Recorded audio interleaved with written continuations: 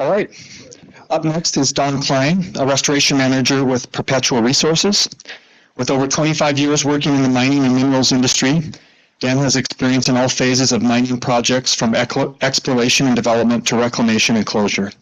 Dan now serves as the reclamation manager for Perpetua Resources and leads efforts such as reclamation planning, permitting, and establishment of financial assurances for Perpetua's Stibnite Gold project. Please welcome Dan.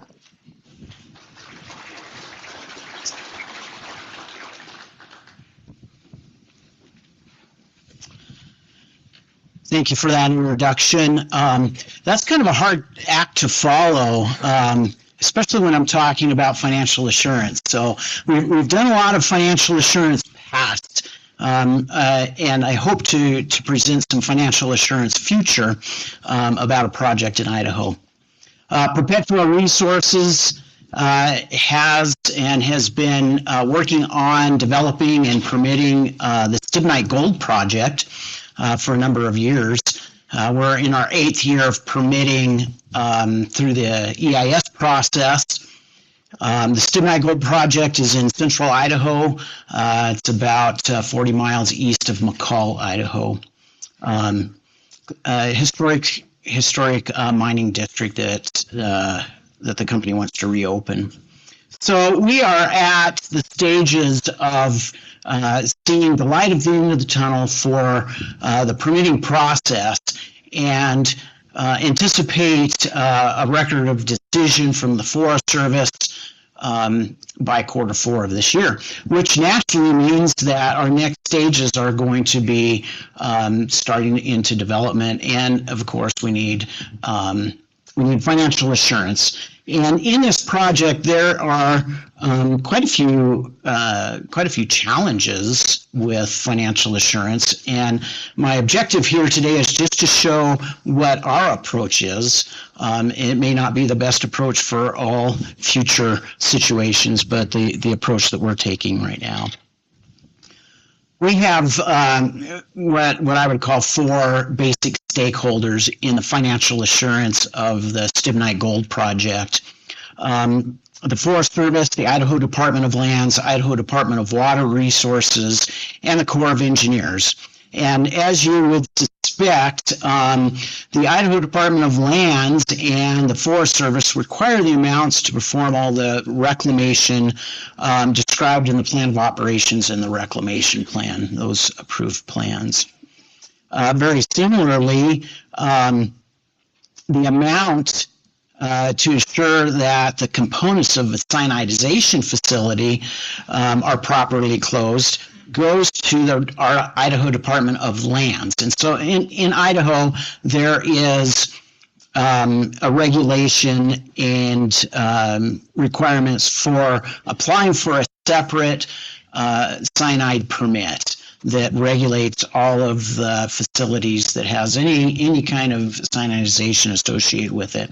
The Stibnite Gold project doesn't have any heap leach facilities, but it's all milled and tank leached. So Department of Environmental Quality in Idaho can't, by regulations, hold bonds. And so the Department of Lands holds the bonds on their behalf, and we actually submit a cyanide permanent closure plan on top of our reclamation and closure plan. A little bit convoluted there, but those are the wrinkles that we iron out. As we look at the tails impoundment and the tails storage facility, the Idaho Department of Water Resources has jurisdiction for making sure that the long-term stabilization of the impoundment and the tails storage facility dam are secured, and of course there's a financial assurance, a bond associated with that. And lastly, and due to a lot of reasons that are a whole different discussion, the Corps of Engineers requires bonds for mitigation, for compensatory mitigation purposes. And in the Stibnite Gold project, we have we have proposed to have our compensatory mitigation for stream and wetland impacts for the most part on the mine site. And so the Corps of Engineers is our fourth stakeholder in this. Now, when we look at multi-agencies and start thinking about how are we going to do all of these agency jurisdictions, how are we going to cover all of these jurisdictions in a financial assurance, the place to start is saying, hey, what do they have in common? And timing seems to be a commonality. Most of these agencies say you got to have a financial assurance put in place, bonds put in place prior to breaking ground, prior to excavation and starting work. They also have a very similar theme on how to determine the appropriate amount. Their rules are very similar about timeframes on adjustment and how those funds are released. Their lists of acceptable financial assurance mechanisms are fairly standard. There's a few exceptions that don't crosswalk, but they're fairly standard across the agencies. And they also recognize, these four agencies recognize that they need to make efforts to avoid duplication of those financial assurance mechanisms or those financial assurance instruments. So on the plus side, the agencies recognize that they can't have overlap, or they shouldn't have overlap. On the minus side, there's a lot to work out with the agencies and the financial assurances. So I'm going to give you now kind of a roadmap of these overlaps so you can get a better understanding of what's going on. This is a map of the Stibnite Gold Project, the project site itself, and we see here the Department of Lands in blue within patented mining claims. And of course, we had discussions this morning about patented mining claims. These were patented many years ago. Department of Lands has jurisdiction over patent or private lands and mining. Let me add to that Idaho Department of Water Resources, and there's a couple of blue splotches here. Those represent, for the most part, from top to bottom, water containment ponds. So ponds that we'll be constructing for the water management. Some of those ponds get to be large enough that they actually fit into the Department of Water Resources regulations. But the main component of Department of Water Resources is the larger splotch at the bottom, which is actually the tail storage facility impoundment dam. And so that's where their regulations come in. And you can see there's a little bit of overlap on these ponds with private IDL jurisdiction. So let's overlap this again, overlay again here, the next component, which is the cyanidization facility in the red hatch pattern. The cyanidization facility in the center of the map, you can see the kind of that rectangular area. That's our actual mill site, and the line between the mill site and the larger hatching at the bottom left is the pipeline taking materials to and from the tail storage facility. And of course, the tail storage facility itself is the larger polygon at the bottom left of the map. So again, we're getting some overlap now with IDL, IDEWR, and IDEQ represented by IDL. And let's layer now the Forest Service on top of that. So all of the land around these patented claims is United States Forest Service lands. And there's, of course, all the reclamation associated with the mining project, all of the haul roads, a lot of pit backfill, and of course all the restoration activities associated with with the project, including the restoration activities on the tail storage facility at the bottom left. Again, we have multiple agency overlap. And to make it even more of an interesting challenge, we'll throw in here restoration of stream and wetlands for compensatory mitigation in yellow. And we see that yellow in our compensatory mitigation plan. We've proposed quite a bit of stream and wetland restoration, which is appropriate for this historic mine site. There's a lot of stream and wetland impacts, both historically and as part of the Stibnite Gold project. So the Corps of Engineers has a lot of meat in this game, and they'll require bonding for that as well. So let's review here. We've got pit backfilling in the upper portions that both IDL and the Forest Service will be involved with. Interim operations, IDL and Forest Service, cyanidization facilities, both Idaho Department of Lands for on behalf of DEQ and the U.S. Forest Service have overlapping jurisdiction there. The tail storage facility, embankment, IDL, Forest Service, and Department of Water Resources, roads, stockpiles and other disturbances throughout the mine site. We have the IDL, Forest Service, and Department of Water Resources.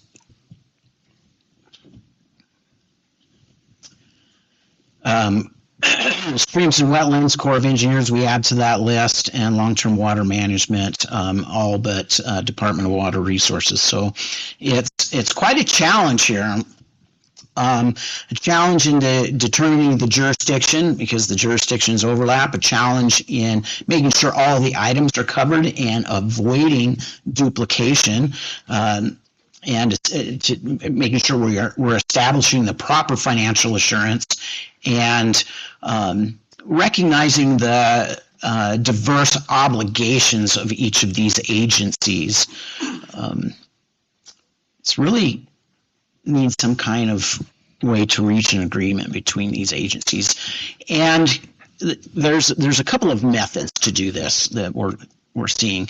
A more traditional method, and a method that might be familiar to some or a lot of you, is on the left here, where we have the operator distributing bonds to the very respective agencies, perhaps split geographically on land ownership or some other means. And with all of this overlap, it becomes very challenging to really draw the lines geographically on the site on who gets which part of which bond.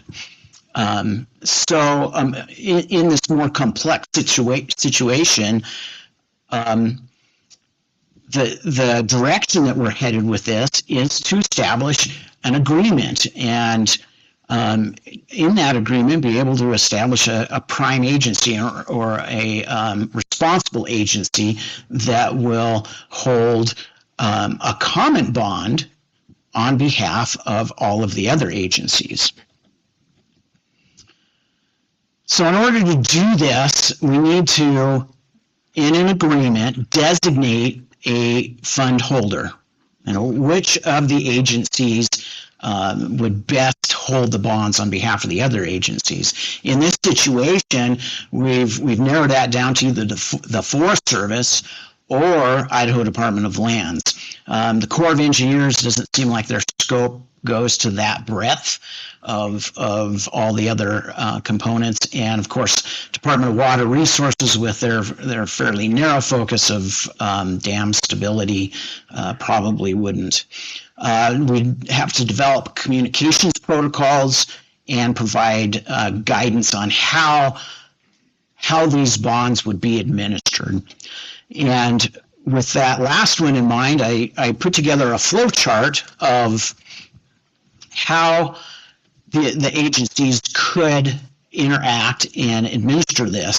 And as we go from the upper left down the left side of the flow chart, this would be a situation where the company remains solvent and there is no default through the project life. And the first thing would happen is a particular agency within the group would be coined as the responsible agency, and this would be the Mutual Financial Assurance Responsible Agency. That acronym is my fault. I take advantage. I take that on myself.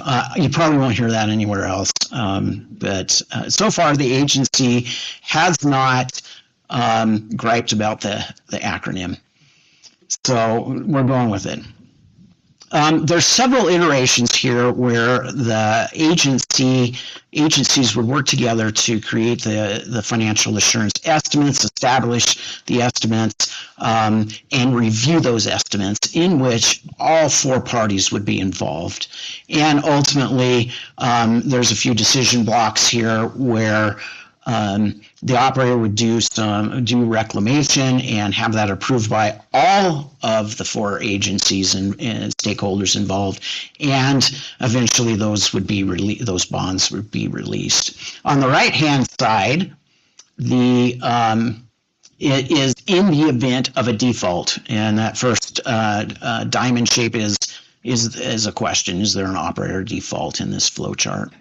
And in that event, the Mutual Financial Assurance Responsible Agency, or the prime agency, would take charge of the bonds. They already have charge of the bonds. They would exercise those bonds on behalf of all of the agencies, and of course go out and manage a third party to do the reclamation and restoration work. The same cycle of decision on the reclamation, is it acceptable with all of the agencies would be a do loop in there, and ultimately take us to closure. So there's a thought, at least, that I've presented to the agencies about how this can work administratively. An important part here is the tool that we would use to estimate the financial assurance. We've decided to use the Nevada-based standard reclamation cost estimator, and there's some advantages in using that. Excuse me. Of course, we can build the estimates and show all the line items in those estimates, but probably the most important part is we can flag in that model a couple of different things. We can flag the phases of life of the financial assurance or the operations, general operations area, for instance, that cyanidization facility.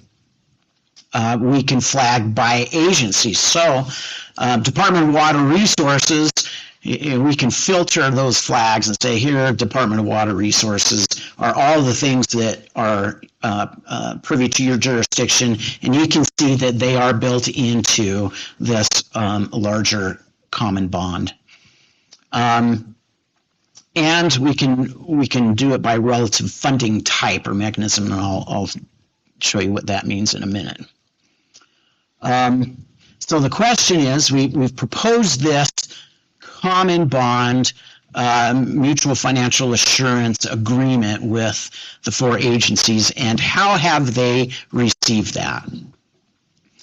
The U.S. Forest Service, they were fairly accepting of the process and the concept, so they've been on board with this from the get-go. Department of Lands, they recognize the benefit of a common bond process, but they actually wanted to say, hey, let's expand this concept to the larger agency group that would have anything to do with the Stibnite Gold Project, and figure out an agreement that we could include financial assurance with monitoring, sharing of data, inspections, anything that had to do with the agencies interacting with this mining project.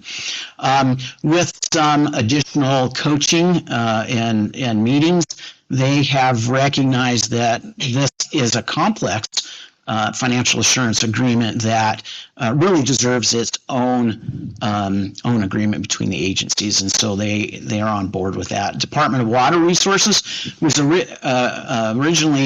initially they were pretty reluctant to give up any control of financial assurances. But again, with continued discussions and recognition of the complexity of the overlap, they have since agreed to a mutual financial assurance concept. And the Corps of Engineers seems pretty flexible, and they tend to have third parties hold their bonds anyway, and so they're on board with this. That's our path forward right now. And my last slide, one thing that we're promoting is this portfolio of bonds. And so when I say a common bond, that would be a common portfolio of bonds.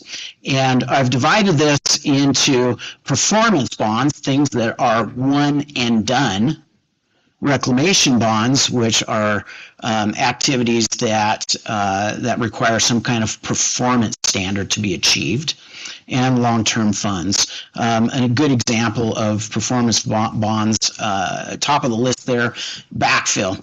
So if the company defaults and the regulators have to hire somebody to backfill the pit, that's kind of, once that backfill is moved and put into the pit, that's a one and done. There's no performance standards for an ecological standard that has to happen. That's really helpful for both the regulators and the proponent, the company, because once it's done, that bond can be released. It's fairly clean. Of course, the reclamation bonds are a little bit different in that there's performance standards and there's tiers of release on that, and long-term funding mechanisms for water treatment. The PWTP is processed water treatment, long-term water treatment funding. And monitoring. And down at the right corner, we recognize that there's actually an off-site mitigation project that the Corps of Engineers will require an independent bond for. So that's our approach in our financial assurance strategy. And I welcome any questions that you have at this point. So let me have it.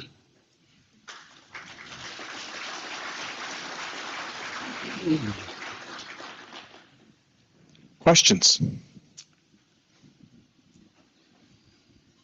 Come on, give me a question. There we go. Thanks, Warren. So can you give us a ballpark of the amount of financial assurance you think you might be looking for? We have not disclosed the amount. I know it. It's over 100 million. Double it.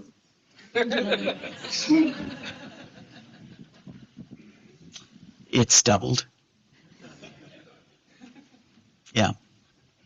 It's there's a lot of restoration in this project, a lot of cap and cover, and a lot of backfill if depending on the time step, the hypothetical default time step. So those backfill numbers that the company will do under operations, if they don't do that, then that really increases the financial assurance. I have one here. In addition to getting all of those different parties on the same page, was it quite an effort to work through their individual regulations to find something that might thread the needle? Not particularly, and that was one of the commonalities, is the regulations were ironically fairly similar. And there's some regulators, some agencies that won't accept certain types of bonds, for instance, and so we will need to work through that. It's in a process right now. I've been working on this process and encouraging this for over 2 years, and the regulators finally got a little more interested as we're getting closer to the end of the EIS process. I applaud your ability to work together on a very complex matter, but just as a caution, we were caught off guard by backfill that we expected to happen that didn't. That the bonding included an assumption that the company would be responsible for backfill up to a certain point, and then bankruptcy caught us on unprotected. One of the things that the regulators, both Idaho Department of Lands and Department of Environmental Quality have is at least a 5-year review of those bonds. But with the cyanidization facility built in, it goes to 3 years. So we have to review at least every 3 years with the agencies. And so what that does is it increments our bonds as we go, and we'll have backfill built into, we already have backfill built into those bond calculations, but as the company progresses forward and starts to backfill those pits, then that backfill amount starts to drop. So yeah, good point. And the progression and routine review is important in that. Any other questions? Great. Is there two here? Hold on a second. You guys familiar with the Fiscal Responsibility Act of 23? In particular, the Builders Act? Not off the top of my head, I can't. I suggest you look at that. It requires the federal agencies at least to cooperate. The federal agencies have been very cooperative thus far, but yeah, I appreciate that pointer. Yeah, I just wanted to comment that a situation where you have a default by an operator, that the bankruptcy can hinder the release of the bond for reclamation purposes in immediate nature. And it also puts a stay on some like revoking plan of operations, and the bankruptcy really messes things up. So the timeline gets stretched out where things get held, like the bond. We're in the state of Nevada here, and we've got a bankruptcy situation, and it's messing things up.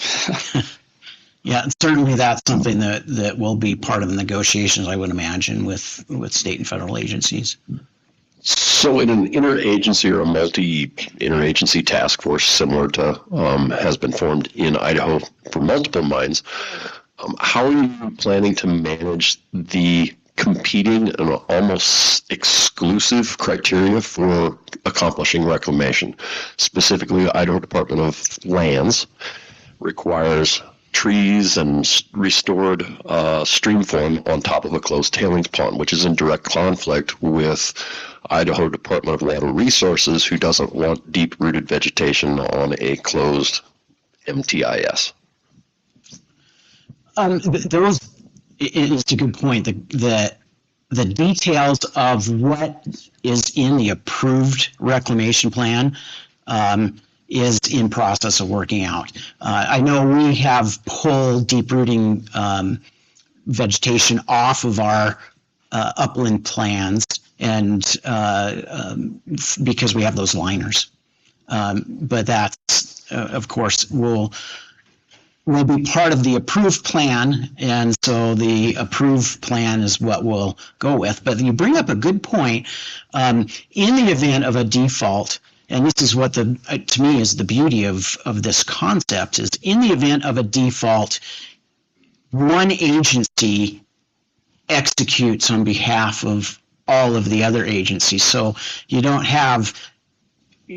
split those dollars and send them out, and you don't have 4 agencies trying to mobilize 4 fleets of equipment to try to do this the same.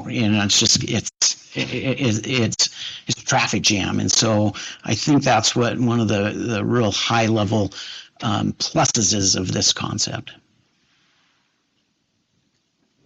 All right. Thank you much. Great. Thanks, Dan.